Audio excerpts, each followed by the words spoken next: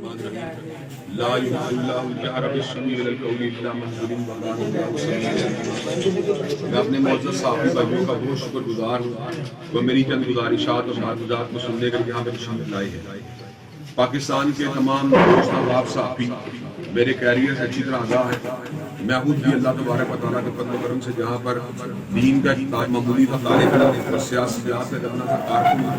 وہاں دنیا صحافت اور دنیا بلاغیات سے بھی تعلق رکھنے والا ایک فرد ہے۔ میرے اللہ کے فضل سے ڈیلی بیسس کے اوپر کالم جو ہے مختلف اخبارات میں چھپتے رہتے ہیں۔ خصوصیت سے میرے ہفتہ وار کالم جو ہے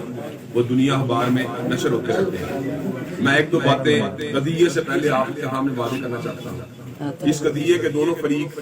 میں ان دونوں کو ذاتی طور پہ نہیں جانتا کہ ان کا پس منظر کیا ہے، ان کا پیش منظر کیا ہے، ان کا کس برادری کے ساتھ تعلق ہے۔ دوسری بات ہے حلقہ 138 سے میری سیاست کا تعلق ہے۔ میں وہاں پہ الیکشن کنٹیسٹ میں نے ماضی میں بھی کیا، انشاءاللہ آئندہ بھی کروں گا۔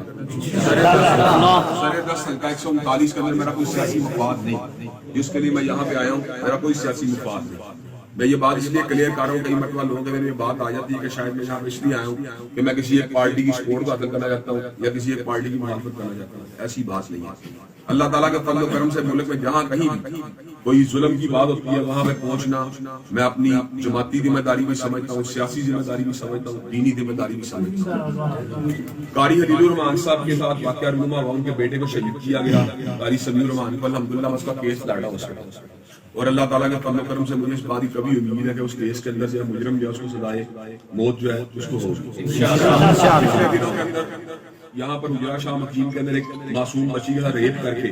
اسے کھیتوں میں اس کی لاش کو پھینک دیا گیا۔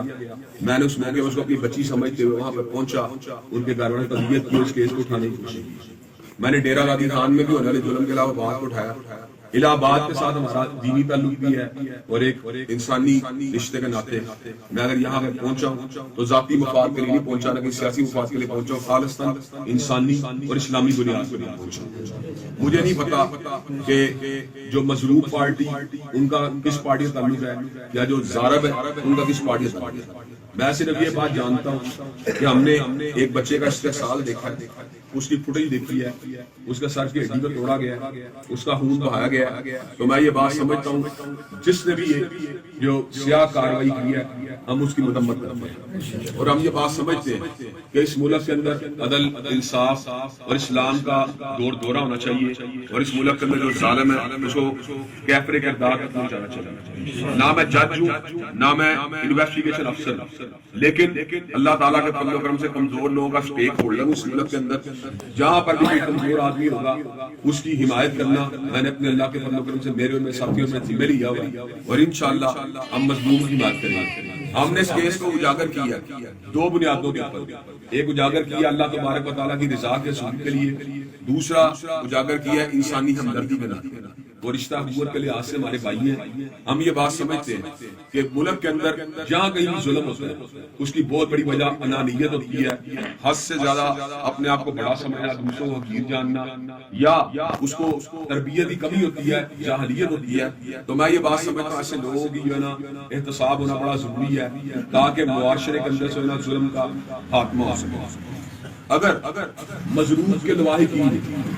ظالم کو معاف کرتے ہیں، کوئی ان کے ساتھ ایگریمنٹ کرتے ہیں تو میں اس ایگریمنٹ کے اندر مداخلت نہیں کرتا، لیکن اگر وہ اسٹینڈ لیتے ہیں تو میں ان کی تائید کروں گا۔ میں آپ کو یہ بات کلیئر کہتا ہوں، ان کی تائید کروں گا رشتہ اخوت کے لحاظ سے بھی، اور اللہ تعالیٰ کے فضل سے اللہ تبارک و تعالیٰ کے جو ہے دین کے ناطے بھی میں ان کی مکمل طور پر تائید کروں گا۔ میرا حکام بقا سے یہ مطالبہ ہے کہ ہم کئی لوگ کہتے ہیں شاید ہم کوئی بات کو بڑا چڑھا کے بیان کرتے ہیں، ہم اصولی بات کرتے ہیں۔ بچہ مظلوم ہے،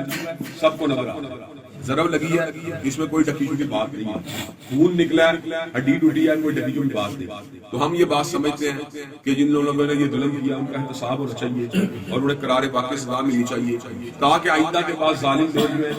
وہ ملک کے اندر کسی قسم کا ظلم کرنے سے پہلے جو ہے نا کئی مرتبہ سوچیں کہ آپ لوگ جو ہے یہاں جتنے دوست احباب موجود ہیں کہ آپ میری اس بات سے اتفاق کرتے ہیں۔ اللہ تعالیٰ کا فضل ہے، جہاں تک مجھ سے ہو سکے گا اس آواز کو اٹھانے کے لیے جو کردار میں ادا کر سکوں گا انشاءاللہ میں کردار ادا کروں گا، اور جب بھی کبھی آپ لوگ یا پاکستان کسی بھی مقام کے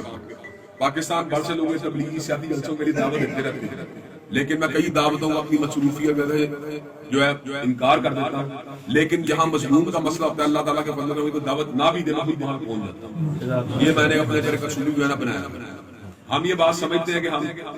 جو دوسری پارٹی کے لوگ ہیں اگر وہ بھی اپنا موقع مجھے بیان کرنا چاہیں گے تو میں ان کی بات بھی سنوں گا، لیکن جو بات اپیرنٹلی بالکل طور واضح طور پر نظر آ رہی ہے کہ بچہ زخمی ہے، ہم یہ بات سمجھتے ہیں کہ اس کے اندر کوئی ڈھکی چھپی بات نہیں ہے، نہ کوئی چھپنے چھپانے والی بات ہے. تو اللہ تعالیٰ کا فضل ہے، ہماری ہمدردیاں کل بھی مظلوم کے ساتھ تھی، آج بھی مظلوم کے ساتھ ہے، کل بھی مظلوم کے ساتھ رہے گی. تو یہ بات آگے آپ لوگوں پر ڈیپینڈ کرتی ہے کہ آپ کس حد تک اس کیس کو جو ہے نا لینا چاہتے ہیں، کہاں تک پہنچانا چاہتے ہیں. انشاءاللہ میری اخلاقی، میری قانونی،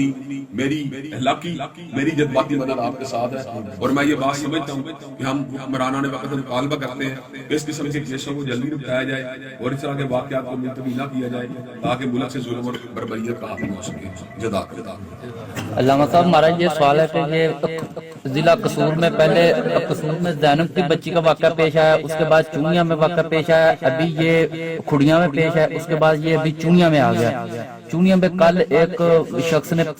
غربت سے تنگ آ کر جو ہے وہ اپنے 5 بچوں کو نہر میں پھینک دیا ہے. یہ حکومت کیا اقدامات ان کے بارے میں کیا کر رہی ہے، ان کیسوں کے بارے میں، اور جو لوگ غربت کے ہمارے جو ہے وہ چھلانگیں لگا رہے ہیں ان کے بارے میں آپ حکومت سے کیا مطالبہ کرتے ہیں؟ جس مقصد سے ملک کو بنایا گیا تھا وہ اسلامی فلاحی ریاست قیام تھا، لیکن دکھ کی بات ہے ہمارے ملک میں